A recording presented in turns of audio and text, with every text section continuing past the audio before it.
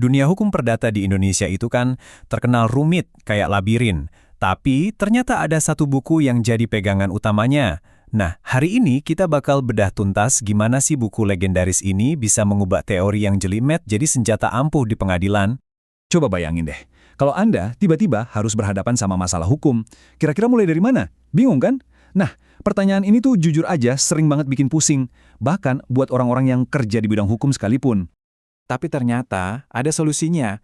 Ada semacam kompas yang udah jadi pemandu buat banyak orang untuk keluar dari labirin hukum ini. Yap, cuma satu buku. Dan buku ini dianggap jadi, ya, kitab sucinya lah untuk ngerti hukum acara perdata dari sisi praktisnya. Oke, kita mulai dari sini ya. Panduan esensial buat para praktisi. Kita bakal kenalan lebih jauh sama bukunya, dan tentu saja sosok di baliknya. Siapa dia? M. Yahya Harahap. Beliau ini mantan Hakim Agung yang pengalamannya itu jadi pondasi dari buku yang luar biasa ini. 39. Angka apa ini? Bukan, ini bukan nomor undian. Ini adalah jumlah tahun pengalaman sang penulis sebagai hakim. Bayangin, 39 tahun. Pengalaman segitu banyaknya itu dituangin semua ke dalam buku ini. Jelas ini yang bikin bukunya punya bobot dan otoritas yang, gak ada tandingannya. Nah, kutipan ini, buku ini terasa sangat hidup dan praktis, benar-benar pas banget. Ya karena pengalaman puluhan tahun tadi, buku ini jadi bukan cuma teori di atas kertas. Sama sekali bukan. Ini tuh kayak alat kerja yang ditempa dari ribuan kasus beneran. Makanya pas dibaca, rasanya hidup banget dan ya super praktis. Jadi, kenapa sih buku ini bisa jadi klasik banget? Kalau kita lihat di sini, ini jelas lebih dari sekedar buku biasa ya. Pertama, ini bestseller. Sekarang aja udah cetakan ke-16. Gila kan? Kenapa? Karena fokusnya itu langsung ke hal-hal praktis dan teknis. Terus, isinya penuh sama contoh kasus dari Mahkamah Agung. Dan yang paling penting, ini jadi panduan buat nyusun argumen hukum yang kuat. Jadi ini tuh bener-bener toolkit, bukan cuma buku teori. Oke, sekarang kita masuk ke bagian serunya. Anggap aja kita mau memulai sebuah kasus perdata. Gimana sih buku ini jadi pemandu kita di langkah-langkah awal yang paling krusial? Yuk kita lihat. Semuanya itu berawal dari sini, dari yang namanya gugatan. Ini fondasinya teman-teman. Ibarat bangun rumah, kalau fondasinya salah, ya udah, ambruk semua ke atasnya. Salah sedikit aja di tahap ini, bisa fatal akibatnya. Jadi, ngertiin gugatan dengan benar itu kunci utamanya. Nah, enaknya, buku ini ngejelasin dengan gamblang banget soal jenis-jenis gugatan. Jadi nggak bakal ketuker. Ada gugatan permohonan, ini biasanya kalau kita cuma minta penetapan, nggak ada lawan. Terus ada gugatan kontensiosa, nah ini yang klasik, ada sengketa, ada pihak yang berlawanan. Terakhir, ada gugatan class action. Ini kalau yang menggugat itu rame-rame, mewakili banyak orang. Kenapa ini penting? Karena salah pilih jenis gugatan aja, bisa-bisa langsung ditolak dari awal. Oke, jenis gugatan udah benar. Terus daftarnya kemana? Nah ini juga nggak bisa asal. Buku ini ngupas tuntas soal kewenangan atau kompetensi pengadilan. Ada dua nih yang penting. Pertama, kompetensi absolut. Ini soal jenis pengadilannya. Misalnya urusan waris orang muslim ya ke pengadilan agama, bukan pengadilan negeri. Kedua, kompetensi relatif. Ini soal lokasi. Mau di Jakarta atau Surabaya. Salah pilih pengadilan? Ya siap-siap aja gugatannya mental di pintu depan. Baiklah, persiapan awal udah beres. Gugatan udah masuk ke pengadilan yang tepat.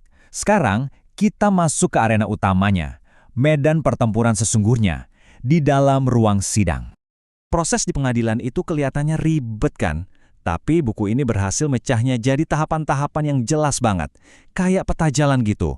Mulai dari pemanggilan para pihak, terus ada jawaban dan eksepsi dari tergugat, baru deh masuk ke jantungnya, yaitu proses pembuktian. Dan terakhir tentu saja putusan dari hakim. Semuanya dibahas runut satu persatu. Nah, ada satu istilah penting banget di sini, eksepsi. Anggap aja ini kayak serangan pembuka dari pihak tergugat. Tapi uniknya, mereka tuh nggak langsung ngebantah isi tuduhannya. Nggak, mereka justru nyerang cacat formalnya. Misalnya, ini salah pengadilan, atau kenapa yang digugat saya? Dan buku ini punya satu bab khusus yang ngebahas tuntas soal eksepsi. Kenapa? Karena kalau eksepsinya diterima, kasusnya bisa langsung selesai, bahkan sebelum adu bukti. Kalau tadi kita ngomongin jantung persidangan, nah inilah dia, pembuktian. Disinilah momen menang atau kalahnya sebuah kasus. Hukum kita, seperti yang bisa kita lihat, punya 5 pilar alat bukti yang sah.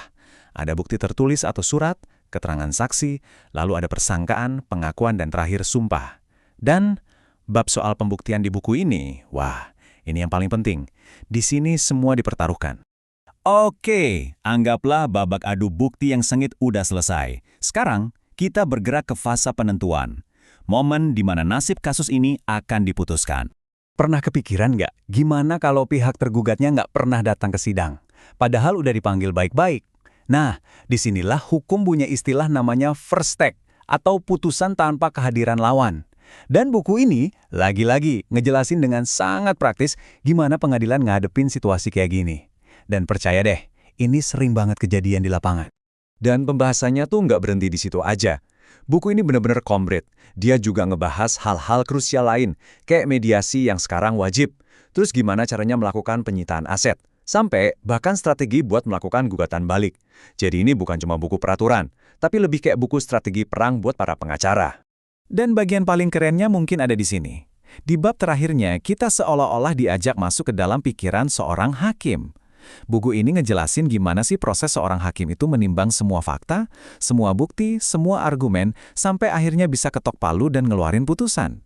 Ini kayak ngasih kita bocoran dari proses yang seringkali dianggap misterius banget. Oke, kita udah ngikutin perjalanannya dari awal sampai akhir. Jadi, apa sih yang bikin buku ini punya dampak yang sebegitu besarnya dan awet banget sampai sekarang? Intinya tuh di sini. Inilah kekuatan super dari buku ini. Dia itu kayak jembatan antara dunia teori yang rumit di kampus dengan dunia praktek di pengadilan yang, ya, penuh aksi. Jadi, pesannya bukan cuma hukum itu apa, tapi yang lebih penting, gimana cara menjalankannya. Eits, tapi tunggu dulu, perjalanannya belum selesai. Ternyata buku yang kita bahas ini baru buku pertama dari 4 seri. Jadi M. Yahya Harahap ini ngelanjutin karyanya dengan buku soal banding, terus kasasi di Mahkamah Agung, sampai yang paling ujung, gimana cara eksekusi putusan. Ini nunjukin kalau pemahaman beliau soal hukum itu luar biasa, dari hulu sampai hilir. Sebagai penutup, saya mau kasih satu pertanyaan buat kita renungkan bareng. Kalau satu buku aja bisa menyederhanakan sistem hukum yang begitu kompleks di sebuah negara, apa artinya itu tentang kekuatan dari sebuah pengetahuan? Pengetahuan yang disajikan dengan jelas, praktis, dan bisa langsung dipakai. Mungkin itu yang paling berharga. Terima kasih sudah menyimak.